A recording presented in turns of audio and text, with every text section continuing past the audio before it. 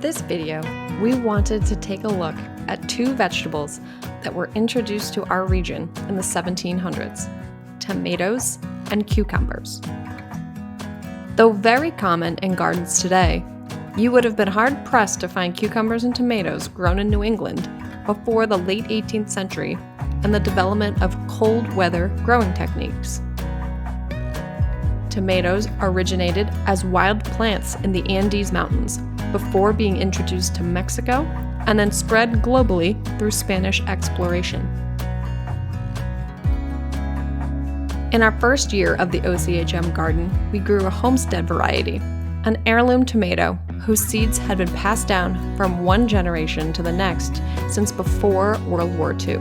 Though we had success with our tomatoes last year, we wanted to try a few different varieties in 2022. This year, we grew 4 varieties of tomato: Costelluto Genovese, Martha Washington, Purple Rain, and Goldie. All were started from seed indoors in the spring. Unfortunately, this was an incredibly hot summer in New England, and tomatoes tend to get stunted in extreme heat. We also were under drought conditions for most of the summer, and so our tomatoes did not get as much water as they ideally need. Though the plants may be on the smaller side, we were able to grow a number of each of our varieties, which were all delicious.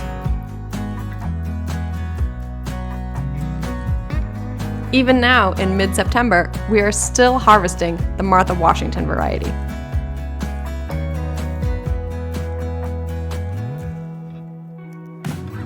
Cucumbers are native to India and were introduced to France in the 9th century, England in the 14th century, and finally made their way to North America with the colonists of the mid-16th century.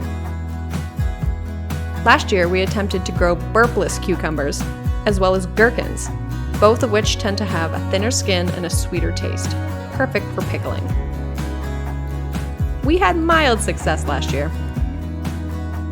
And this year we tried our luck again with cucumbers and grew the Bush Champion variety.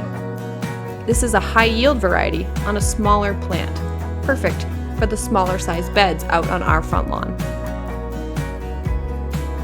After last year, it was great to see healthy cucumbers maturing up our trellis, and we ended up with a nice batch of veggies when we started harvesting in mid-August. And that is our 2022 update on our non-native but still delicious summer vegetables.